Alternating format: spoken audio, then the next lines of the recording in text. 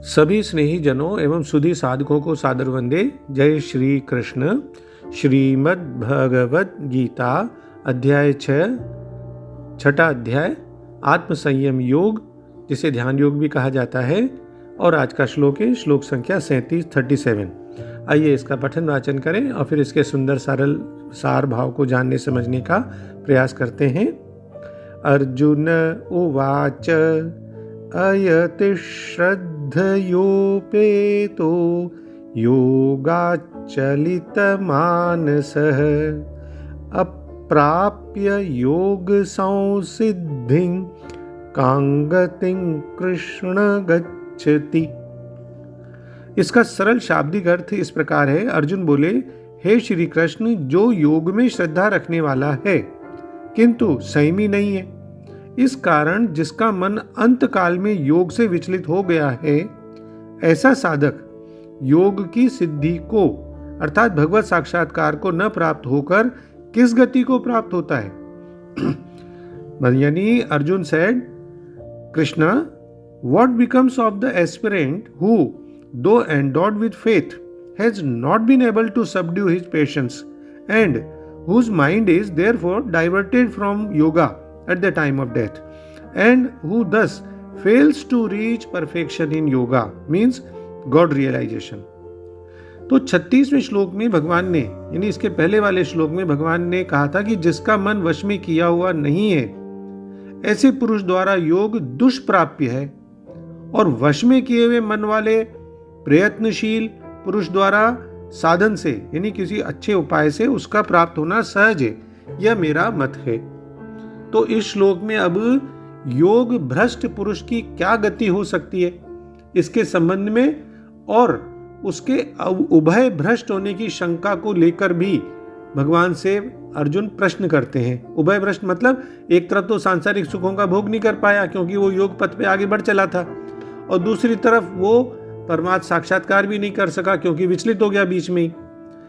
तो सबसे पहले हम पदच्छेद के माध्यम से संस्कृत शब्दों का हिंदी अर्थ देख लें। इस पर अर्जुन बोले, कृष्ण, हे श्री कृष्ण, श्रद्धया उपेतः, जो योग में श्रद्धा रखने वाला है किंतु अयति ही, संयमी नहीं है, इस कारण अंतकाल में योगात, जिसका मन योग से चलित मानसः, विचलित हो गया है, ऐसा साधक योगी योग संसिद्धिम, योग की सिद्धि को अर्थात भगवत साक्षात्कार को अप्राप्य, न प्राप्त होकर, काम किस गतिम, गति को, गच्छति, प्राप्त होता है। तो जैसा कि आदि शंकराचार्य जी लिखते हैं कि योगाभ्यास को तो स्वीकार किया, अभ्यास में भी लग गया, और इस लोक और परलोक की प्राप्ति के साधन रूपी जो कर्म है उनका तो त्याग कर दिया, और योग की सिद्धि का फल यानी मोक्ष प्राप्ति का साधन पूर्ण ज्ञान जिसको नहीं मिला, ऐसे जिस योगी का चित्त अंत काल में योग मार्ग से विचलित हो गया हो, उस योगी के नाश की कई आशंका करके अर्जुन पूछने लगे कि हे कृष्ण, जो साधक योग मार्ग में प्रयत्न करने वाला नहीं है लेकिन श्रद्धा रखता है, श्रद्धा से अर्थात आस्तिक बुद्धि से युक्त है, और अंत काल में जिसका मन योग से चलायमान हो गया है यानी विचलित हो गया है, वह चंचल चित्त भ्रष्ट स्मृति वाला योगी योग की सिद्धि को यानी योग के फल रूपी पूर्ण ज्ञान को नहीं पाकर किस गति को प्राप्त होता है। तो अर्जुन यहाँ एक बहुत ही स्वाभाविक और बहुत ही उपयुक्त प्रश्न उठाते हैं कि जो पुरुष पूर्ण श्रद्धा से योग साधना प्रारंभ तो कर दी, लेकिन अपने जीवन काल में पूर्ण आत्मसंयम को प्राप्त नहीं कर पाया और पर्याप्त कोशिशें भी नहीं कर पाया, तो पर्याप्त कोशिश नहीं करने के कारण योग से उसका मन चलायमान हो गया, विचलित हो गया, यानी एक तरह से वो योग पथ से भ्रष्ट हो गया। तो उसकी क्या गति होगी? देखिए, योगाभ्यास में लग गया तो भोग का त्याग करने से उसे विषयों का सुख नहीं मिला, सांसारिक सुखों से वह वंचित हो गया। उसी प्रकार योग में भी सफलता नहीं मिली क्योंकि वो बीच में ही विचलित हो गया, तो योग का अनंत आनंद भी प्राप्त नहीं हुआ। तो एक तरफ वो विषयानंद से भी गया और दूसरी तरफ अनंत ब्रह्मानंद से भी गया। तो अर्जुन को भय है कि फिर ये दोनों से ही क्या वंचित रह जाएगा, क्या होगा क्या उसका अल्टीमेटली। तो इस प्रकार वो जो है प्रश्न उनसे पूछना चाहता है। हालांकि हम बाद में देखेंगे कि योग के दिव्य मार्ग पर चलने वाला कोई भी साधक कदापि नष्ट नहीं होता। जो कोई उपलब्धि या सफलता वो प्राप्त कर चुकता है, तो स्वामी चिन्मयानंद जी कहते हैं कि वह धरोहर के रूप में उसके साथ इहलोक और परलोक में भी उपलब्ध रहती है। यह श्रद्धा को भी हम समझते चलें कि बुद्धि की वह क्षमता है श्रद्धा, जिसके द्वारा शास्त्र या आचार्य जी हैं उनके उपदेशों के तात्पर्य को समझकर तत्व को समझा जा सके। बहुत प्रबल शक्ति है श्रद्धा। दूसरे शब्दों में अगर समझें तो अर्जुन ने कहा, हे कृष्ण, उस असफल योगी की क्या गति होगी जो प्रारंभ में तो श्रद्धा पूर्वक आत्म साक्षात्कार की विधि ग्रहण करता है, लेकिन बाद में भौतिकता के कारण उससे विचलित हो जाता है, संयम नहीं रख पाता और योग की सिद्धि को प्राप्त नहीं कर पाता। कोई व्यक्ति निरंतर प्रयास करे फिर भी अनेक कारणों से असफल हो सकता है। माया का जो पाश है, जाल है, वो बहुत मजबूत होता है, तो उसमें फंसने के बाद कई बार जो है आदमी विचलित हो सकता है, और यही योगाचलित मानस कहलाता है, यानी दिव्य पथ से विचलन ये कहलाता है।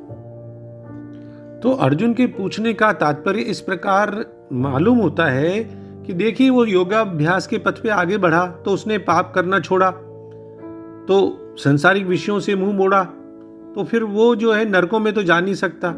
स्वर्ग की उसको कामना नहीं है क्योंकि वो तो परमात्मा साक्षात्कार का इच्छुक है, तो स्वर्ग की कामना नहीं होने से स्वर्ग में भी नहीं जा सकता। अब श्रद्धा पूर्वक उस साधन में लगा हुआ है, काफी आगे बढ़ भी चुका है, तो उसका पुनर्जन्म भी नहीं हो सकता। बस अंत समय में परमात्मा की स्मृति किसी भी वजह से नहीं रहने से, वहां ध्यान एकाग्र नहीं रहने से, दूसरा चिंतन हो जाने से वो विचलित हो गया, योग पथ से भ्रष्ट हो गया, तो परमात्मा की प्राप्ति भी नहीं हो सकती। अब फिर उसकी क्या गति होगी, वो कहां जाएगा, उसका क्या होगा। अर्जुन के पूछने का यही भाव मालूम देता है, और इसीलिए जो है इस श्लोक में आती है बात कि अर्जुन ने कहा, हे कृष्ण, योग में असफल योगी की क्या गति होती है, जो श्रद्धा के साथ पथ पे चलना प्रारंभ करता है लेकिन अस्थिर मन के कारण भरपूर प्रयत्न नहीं कर पाता और इस जीवन में योग के लक्ष्य तक पहुंचने में असमर्थ हो जाता है।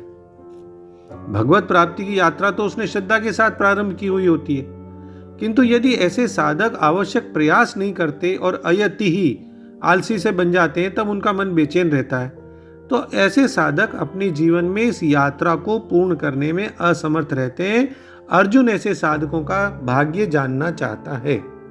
यानी इस श्लोक में एक ऐसे साधक का उदाहरण है जो कि शास्त्रों की, गुरुओं की सभी शिक्षाओं में आस्था भी रखता है, श्रद्धा भी रखता है, विश्वास रखता है, आत्मसंयम का अभ्यास भी करता है, लेकिन योग में पूर्णता प्राप्त करने से पहले उसका मन विचलित हो जाता है। या तो वो संयम नहीं रख पाता मन का, हो सकता है उसके पहले उसका देहांत हो जाए।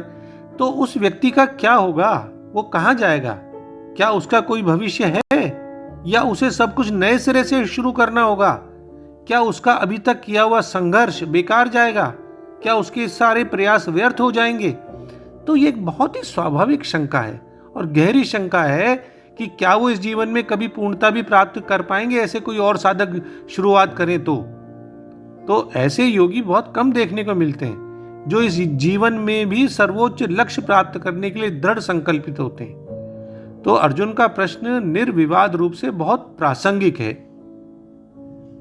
कि क्या उनके लिए बस दो ही विकल्प हैं कि अनंत स्वर्ग या अनंत नरक, या इस प्रकार के व्यक्तियों के लिए मृत्यु के बाद भी पूर्णता की ओर बढ़ पाने का फिर कोई अवसर है?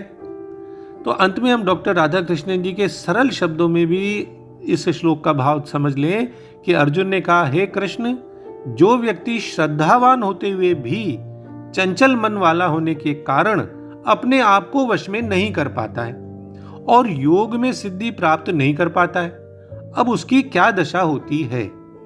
जय श्री कृष्ण।